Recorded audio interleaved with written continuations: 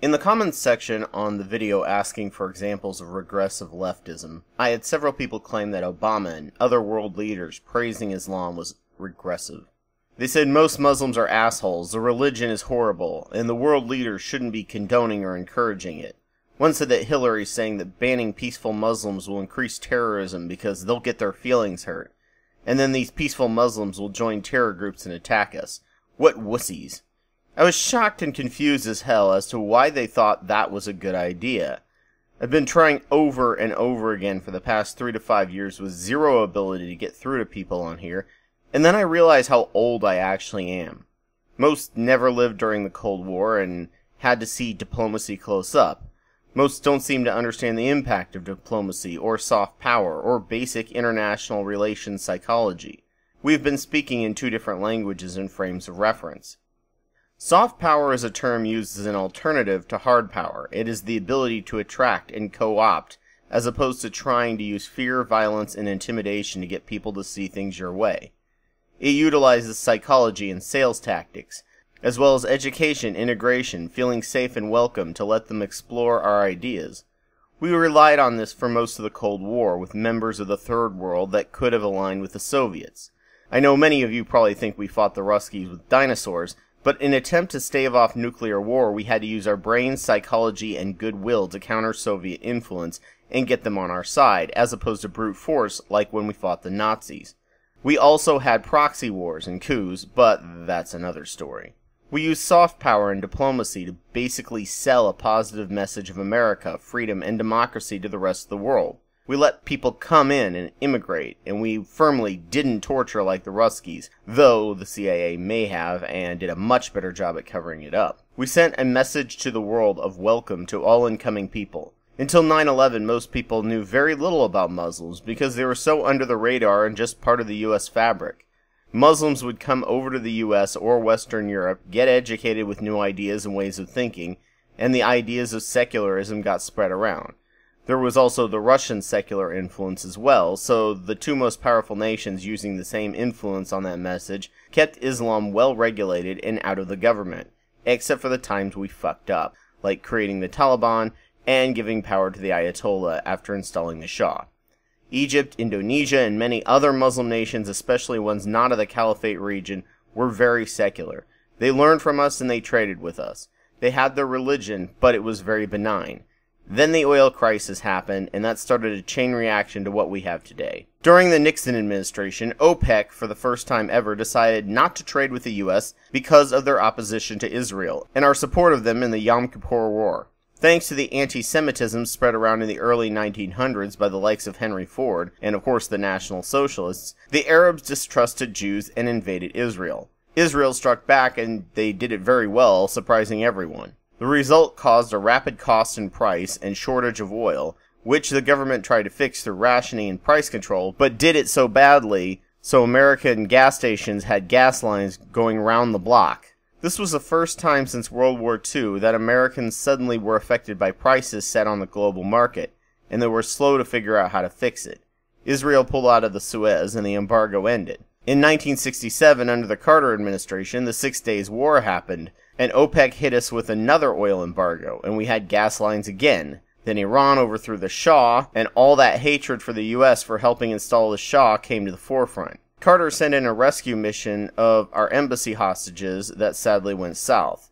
Carter lost the election to Reagan, but Reagan learned that politics and oil shortages don't mix. With Iran no longer providing oil, Saudi Arabia now had a golden status with the US.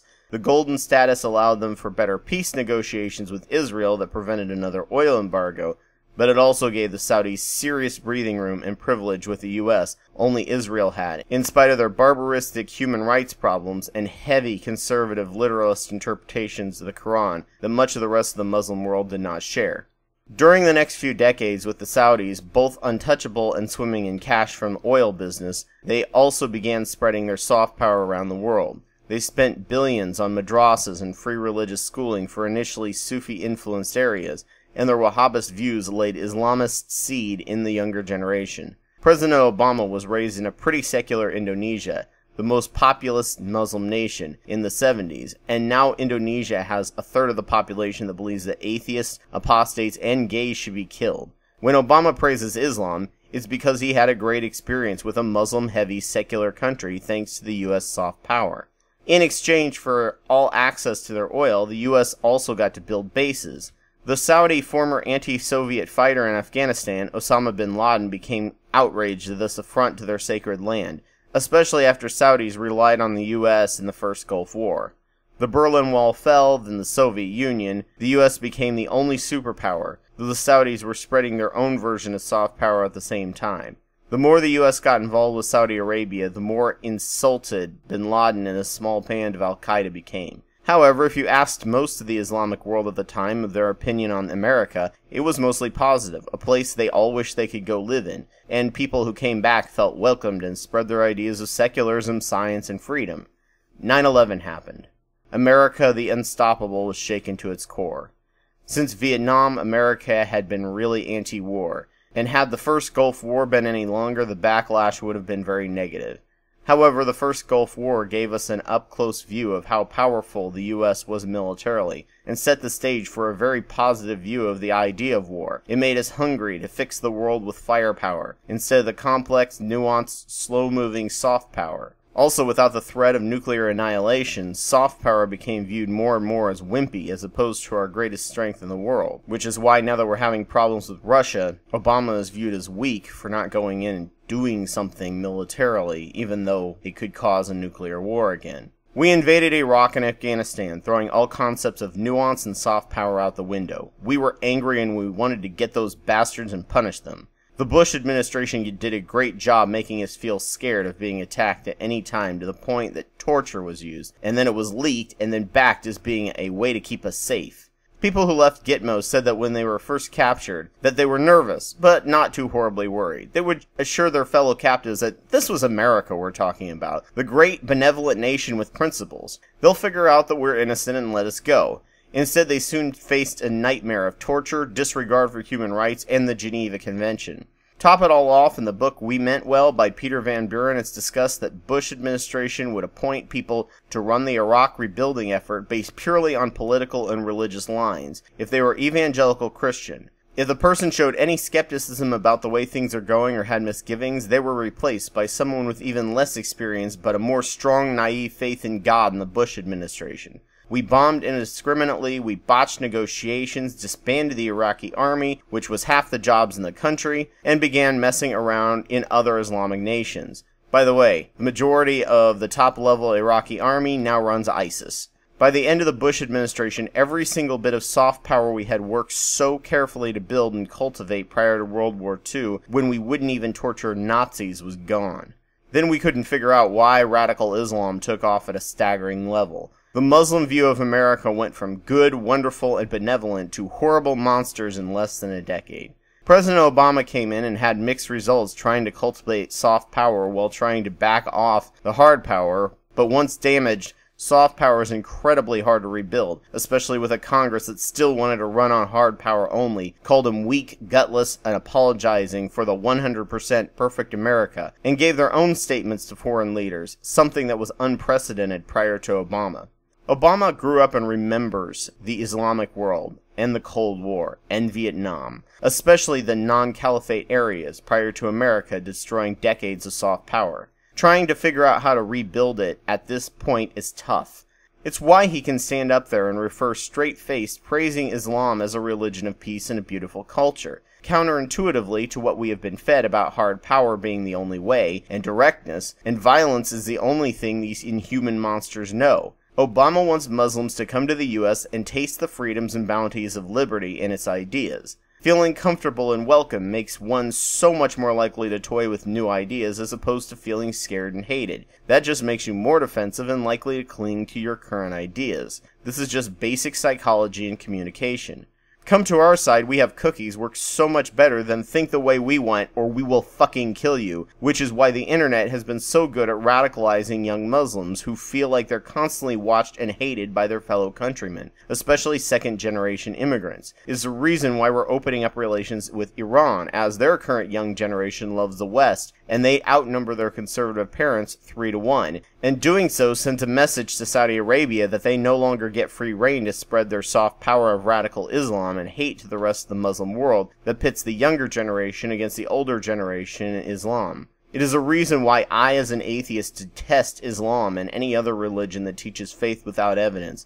I, as an American, want every Muslim to feel safe and welcome to discuss things and not feel attacked, and I want them to come to our country, as the majority of them are going to come peacefully, and they can learn American ideals and benefits to the rest of the world. They are fellow members of the world that without that safe space dialogue to discuss and share ideas will lock their minds off to new heretical ideas such as secularism and embracing the ability to live peacefully in a nation with many beliefs. Muslims getting their feelings hurt doesn't make them pussies, it makes them human. And people who are disgusted with Muslims as horrible monsters acting in an emotional way are also acting emotionally with anger. It's not Muslims in the US that are trying to take away my rights, it's the evangelical Christians. Muslims make up less than 1% of the population in the US, and I am much more likely to be killed by a white nationalist than a Muslim in this country. America, for all its faults, has the best integration program, ensuring an incredibly low level of radicalism, unlike Europe with ghettos thanks to poor housing policies, job discrimination, and law enforcement. Sadly, this generation has little to no understanding of the nuance of diplomacy and soft power. Soft power seems like it's sucking up to our enemies and regressive, but it's using basic psychology to weaken the grip of radical Islam and has half a century-long track record and research behind it. I love millennials. I think they have already and are going to keep changing the world for the better, but they are the first generation with no memory of not being at war, or the constant Cold War, and they are also the oversharing, blunt, unfiltered generation that has no clue about diplomacy and nuance. There are 1.5 billion Muslims on this planet. Hard power kills some of them, but radicalizes just as many once someone's killed. Soft power de-radicalizes people and makes them not want to hurt us. Until millennials learn some more about the discretion of diplomacy from America's glory days and finest hours, and not just good labor standards, government spending, and minimum wage, dealing with Islam will continue to be a huge problem, especially since their birth rate far exceeds pretty much all of the other religions on the planet, something government spending on healthcare could curb, and put on par with other religions, or, as we refer to it, soft power. Diplomacy has caused all the peace the world has ever known. It works. Knowing when to use soft or hard power is a sign of deep understanding of the world. Even if a person who you consider your enemy has a completely horrible view of the world in your eyes.